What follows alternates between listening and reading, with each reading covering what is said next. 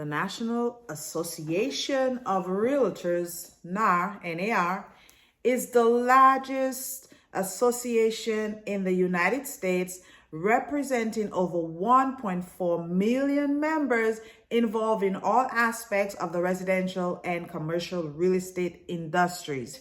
And it serves as a professional organization for real estate agents, for brokers, for property managers, appraisers, and other real estate professionals.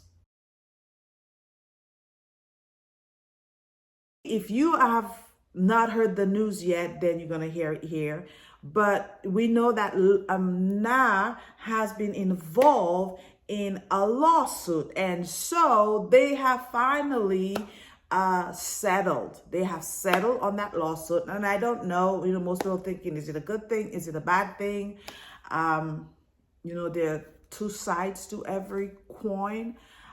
So basically, sellers were having issues with how real estate commissions were being paid. The main issue is not that they don't want to pay commissions. They were feeling like real estate agents were getting too much of a commission, and they did not want to be responsible for paying a buyer's agent commission. Well, they won that lawsuit. So what does that mean now? It changes the way a real estate buyer's agent is paid. Now, before, when we took buyers out and showed them houses and, get a house under contract, buyers usually ask, how are you going to get paid? We usually used to tell them, don't worry about it, because buyers don't really pay real estate agent. It comes from the seller side. Well, that is no more. Before you take your buyers out, we have to have that conversation. So buyers, a lot of things are gonna change. For the agents that have not been using buyer's agreement, it is gonna become standard now. Before we take you out, when we have that initial home buyer consultation, we're gonna put that out, and you're gonna have to sign that before we take you out and show you houses, before we do anything, because now the responsibility of possibly getting paid might be from the buyer. And it is difficult to say that because I know most buyers are really just trying everything they can to actually buy the house, and now we're adding on another expense to the buyer, which I feel is totally not fair. Basically, how I feel about this is if the real estate agent charges the seller, and that real estate commissions have always been negotiable. It was always something that you negotiate with the seller. The seller did not have to pay you any more than you guys agreed upon. So you can pay, I know here in Florida, our commissions are usually between 5 to 6%. There were people charging 7%. But it was up to the seller and the agent, the listing agent, come to agreement on what they were willing to pay. The listing agent usually uses the multiple listing service, MLS, to put the listing in, and then there's a portion in the MLS that you have to fill out that says how much are you going to pay a buyer's agent. Well, they've made it so with this lawsuit, they've made it so that you do not have to put anything in there. So the listing agent can charge the seller, still charge the seller 6%. And if it's up to the listing agent, if they want to, they can keep that whole 6%. They don't have to do anything. But buyers, if you want representation, now you're going to have to hire a real estate agent and possibly have to pay your real estate agent a commission. Now, this commission is not, set in stone. So it's not something that you're going to say, well, I have to pay my real estate agent, a certain amount. It's something that, again, negotiation. That's what real estate is all about. There's a whole bunch of negotiation going around.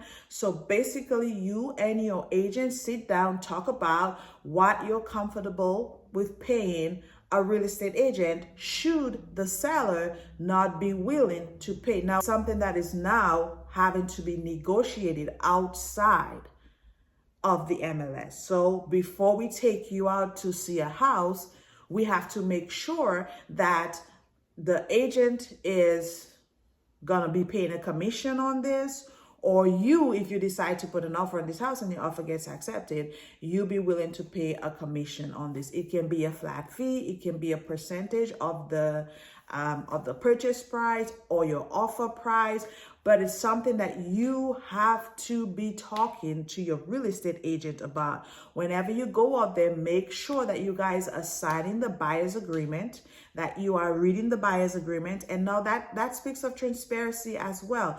They wanted transparency. I started using buyer's agreement a long time ago, but then I stopped using the buyer's agreement because I felt like they were pointless.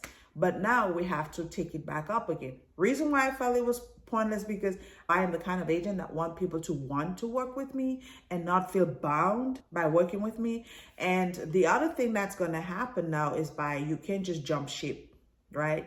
Because now you have a buyer's agreement that says, I'm going to work with agent whoever for however long, and they're going to help me find a house in, XYZ state, and I'm going to be paying them a commission of a flat fee or percentage of a price but you have to have that in writing. It was so easy for people to just ghost their agent. Now you won't be able to do that. Buyers, you just have to figure out how to come up with that extra money. I've heard many different ideas of how people were thinking that that's going to be done. I am not here to say how this is going to be done or not.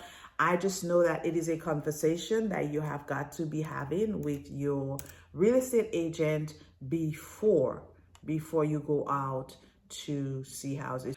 I've always been the agent that always try to deliver what our buyers need, even if they're paying 1%. Even before this lawsuit thing going on, there were agents that were paying people 1%, 1.5% commission.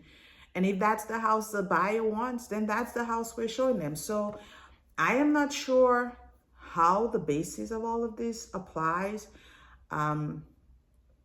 I'm just thinking that is just another way of trying to take people's livelihood away. And now we are penalizing, I think, the buyers, and especially first-time home buyers. And most first-time buyers, they don't have an extra 1% or 2% to bring to the table. They're getting down payment assistance. They're getting closing cost assistance. And then you're telling them they have to figure out a way to pay their agent. That's just not fair. But this is the world we live in. There's nothing fair in this world. As a real estate agent, it is always our job to be transparent with our clients, okay? And it is something that we've always done. It's something that I have always done. What's going to happen to the buyers that don't have anything extra? The buyers that have just enough to buy the house? What's going to happen to them? We're telling them that they have to figure out a way to pay a buyer's agent.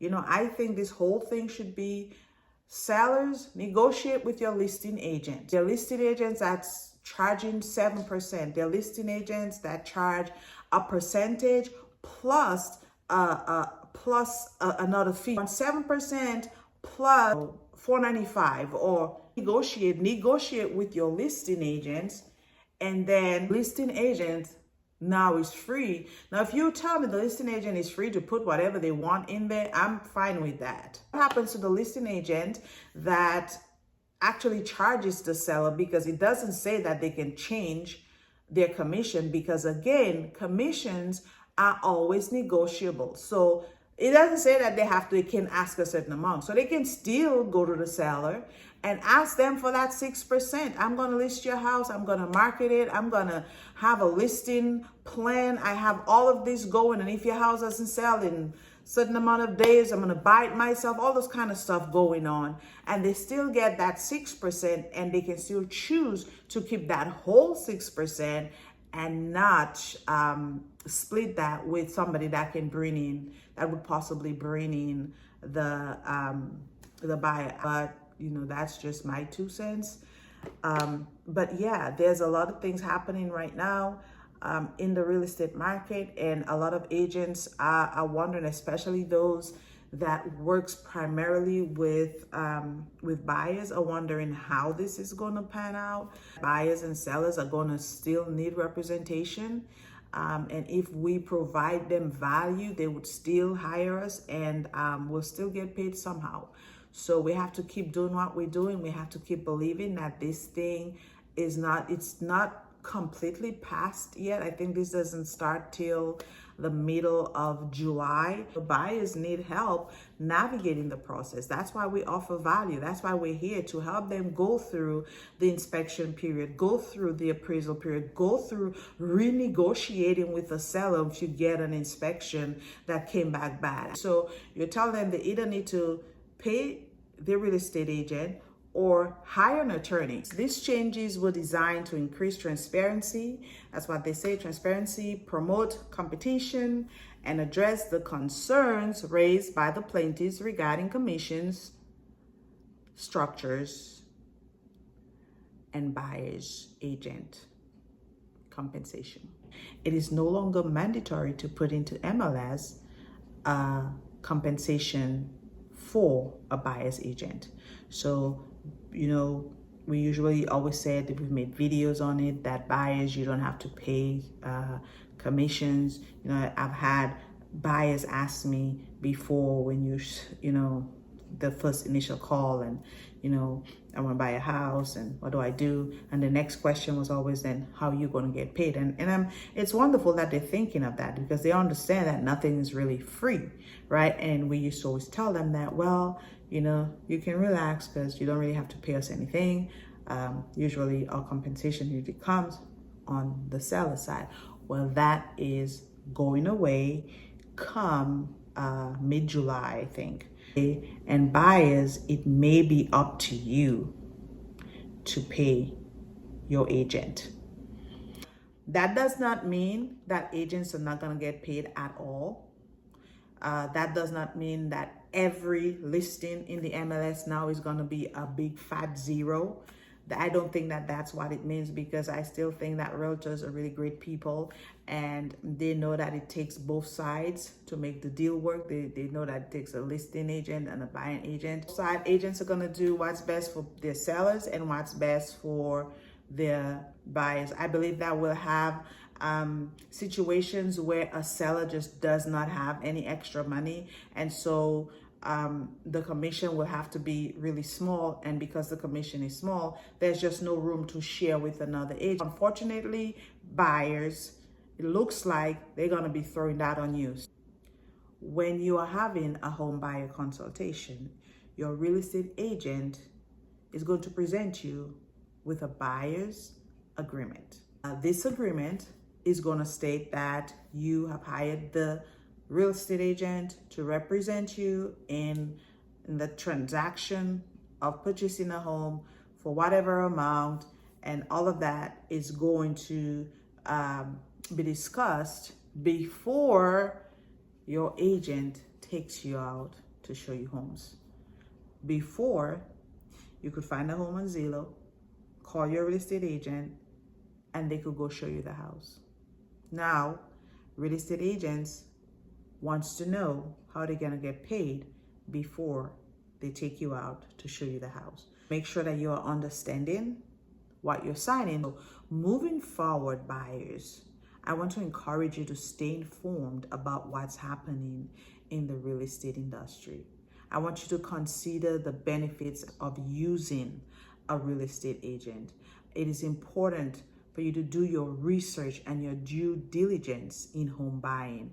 And you want to seek guidance from, an attorney, a real estate attorney, and or a real estate professional when necessary. Even if you feel like you don't have that extra money to pay an agent, make sure that you're consulting with a real estate attorney, because there's some legal terms in that contract. You want to know what you're signing, and if you don't have a real estate agent on your side, you can be left holding the bag, and you don't want to do that. So stay involved and stay updated on the development of the real estate market. This thing is just in the works. doesn't really take effect till mid-July, so you want to be on the lookout for that. Don't forget to like and share and subscribe to this channel. Leave a comment if you have a question. Also leave that for further discussion. And thank you for hanging out with me, and I will see you guys on the next video. Bye.